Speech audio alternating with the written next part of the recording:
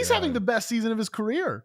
Matthew Stafford. He's having the best season of his career. He's the MVP. He's the MVP. He is the odds-on favorite right now by a lot. When you think about Davante Adams, we talk about him in the offseason, what he was going to be for this team. I mean, he couldn't be playing out any more perfect, right? In terms of what they wanted him to be. He has 8 touchdowns against man coverage this season, which leads the NFL. Look at the release. There's your separation. Great route. Stutter and go. Gets by clean. That is unbelievable. May be the greatest catch I've ever seen. Hey, you know who is the real deal, though? And I don't think is getting enough pub. It's the LA Rams. Matt Stafford's playing at an MVP level. He's got 2 guys that he can absolutely gun it to in Puka Nacua and Davante Adams. I mean, it's seemingly like, who am I going to pick this week to go off? Is it going to be Puka? Is it going to be Davante? I mean, shoot, let me just go out there and just pick and choose. But Stafford it's amazing. They added Davante Adams to the mix, Matt, and he's playing this game on easy mode right now. I mean, that's what it seems like when watching Matt Stafford play. Matthew Stafford's played 5 games since week 7. He leads all quarterbacks in EPA per dropback. He has thrown 18 touchdowns, which leads the NFL. Second place in that span is 11. 2 guys have 11, Drake May and Joe Flacco. But Matthew Stafford has thrown 0 interceptions since week 7. The last time Matthew Stafford threw an interception was week 3 this season. He's only thrown 2 picks all year, 30 touchdowns, 2 interceptions. He's having the best season of his career. Matthew Stafford. He's having the best season of his career. He's the MVP. He's the MVP. He is the odds-on favorite right now by a lot to win MVP. And I mean, I think I would agree with that. Obviously, the season is not over. We're only heading into week 13.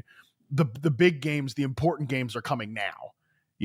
So obviously a lot can happen here in terms of the MVP race.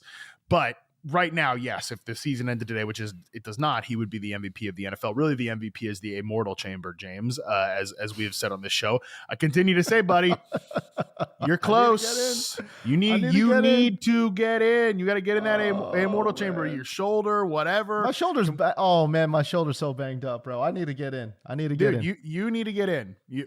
You're close. You're right there in LA. I'm not in LA anymore. There ain't no damn immortal chamber here in Virginia Beach. I will tell you that. Okay. But maybe a company retreat, to the immortal chamber, whatever. I don't know what we got to do. Anyways, Matthew Stafford drafted in 2009. I was in high school when Matthew Stafford was drafted. And this is the best season of his career. It's unbelievable stuff. Shout out to the immortal chamber, but also shout out to just an extremely well-constructed offense. And I got a couple different things I want to highlight here.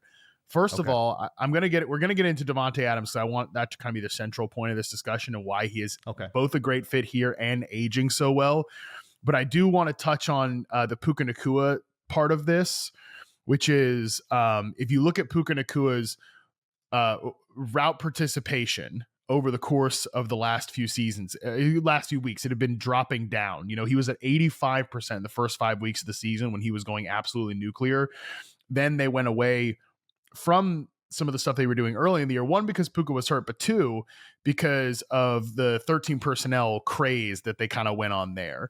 They got really into the 13 personnel stuff. They were using it on damn near like 40 to 45% of their plays. Last night, crazy. With Tyler, which is crazy, by the way, and we're leading the league, lapping the league in terms of efficiency out of those plays, which is unbelievable stuff. Then last night, we saw them because Tyler Higbee is on IR, and also because, as I wrote about this past week, this is a league about moves and counter moves. The move was, hey, we're going to 13 personnel.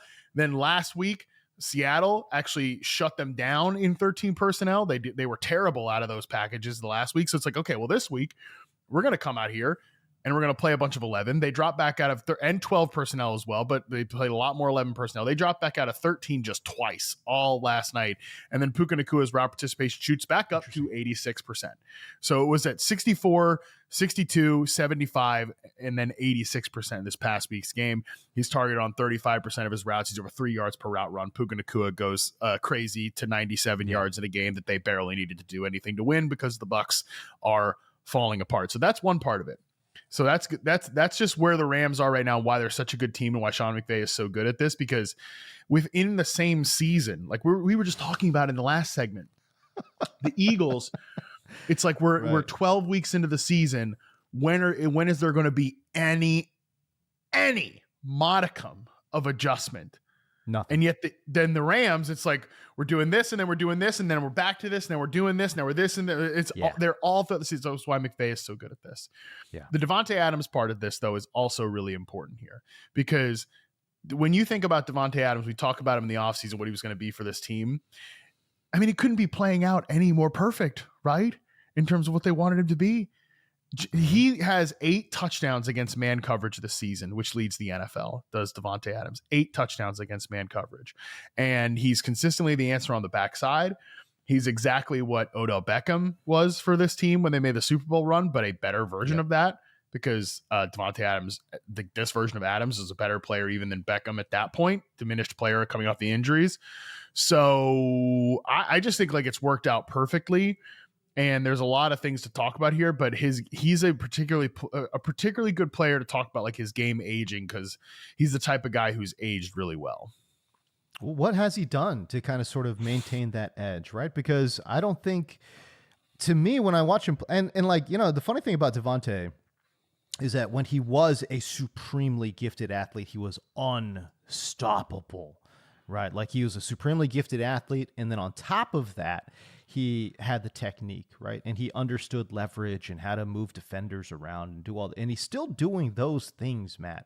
But I don't see him as this supremely gifted athlete. But man, the technique is just on point. He is able to manipulate safeties and secondary players like players on a chessboard. It really is incredible when you kind of sort of break down what he's doing on a film basis.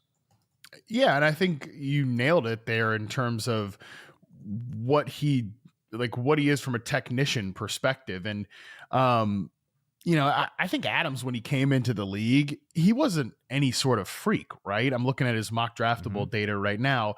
64th percentile 10-yard split, 28th percentile 40-yard dash, but 89th percentile vertical jump, 74th in the 3-cone drill. His shuttle time, 20-yard shuttle, was like 33rd. So mixed bag athletically, right? I mean, some of his comparisons are like Xavier Legette, a bunch of dudes I don't know the name of, but Justin Jefferson is actually a comparable player. And I think Justin Jefferson is like more of a technician and a bendy athlete type than any sort of physical freak show. And, you know, this is sort of, I talk about this with Adams a lot, right? Where he literally went from the bottom to the top in terms of league-wide who he was in reception perception. In 2014, he's a one of one. He's a one-on-one. Anytime your favorite receiver stinks early on in his career, well, don't worry, Davante Adams did it. And yet no one else has managed to come close to doing what he did, which is some of these guys, as we've talked about, you know, the Quentin Johnstons, right? They've been truly like bottom barrel players in their first seasons. And then by year 3, they've recovered to, all right, this is a functional, useful player to have in your passing game, but not a superstar, not an elite guy. Adams, I think you could argue, is right there with Antonio Brown in terms of the best receivers of the reception perception era, you know, 2014 to current. And I think he's been up there in that kind of ballpark, but he did start from that basement. And I think it's important to say that, you know, it wasn't just that he was dropping the football in his second season. He was not a good technician to start his career. It's the same thing I was talking about with the George Pickens stuff, where he is so much clearly a better player right now. It's like, we should talk about that. We should say that, because you know what it does? It celebrates the work that the players put in. And Adams has talked about this, where he just became a maniacal, detailed technician to the point that, he was having these elite seasons from 2018 all the way to 2020, really 2022. And then even these past 2 seasons, 23 and 24, he's still like 80% success rate versus press as a 30-plus-year-old receiver deep into his 30s. And that to me is why he's been able to be this guy for the Rams, where you typically think, oh, aging receiver, we want to move him around a little bit. We want to make his life easier by putting him off ball. We want to make him big slot. We want to do this, that, and the other. And I say that a lot with these with these receivers, right? We want to have him do that, but at the same time, you look at Adams, he's only lined up in the slot on fewer than 12% of his snaps this year because he's just an X receiver who can win in these tight areas. And when they get down to the goal line, it's like, oh yeah, man coverage, 8 touchdowns this year because his release package is still so detailed.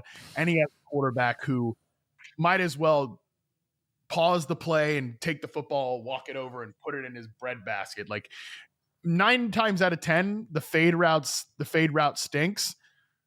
10 out of 10 times when it's Matthew Stafford, Davante Adams, the fade route rules. It's working. It's working. That is so awesome, man. Yeah, it's great to see Davante Adams at this stage in his career. We thought we might get this with Rodgers and the Jets, right? This is 100% not what we got. But it is nice, I think, to see a player of Davante Adams' stature and skill and ability get with this coaching staff, with this quarterback at this point in their careers, their respective careers, and kind of sort of, I don't want to say unlock because, shoot, their talents have already been unlocked, but kind of sort of revisit this, theoretical ceiling of a player that they can be.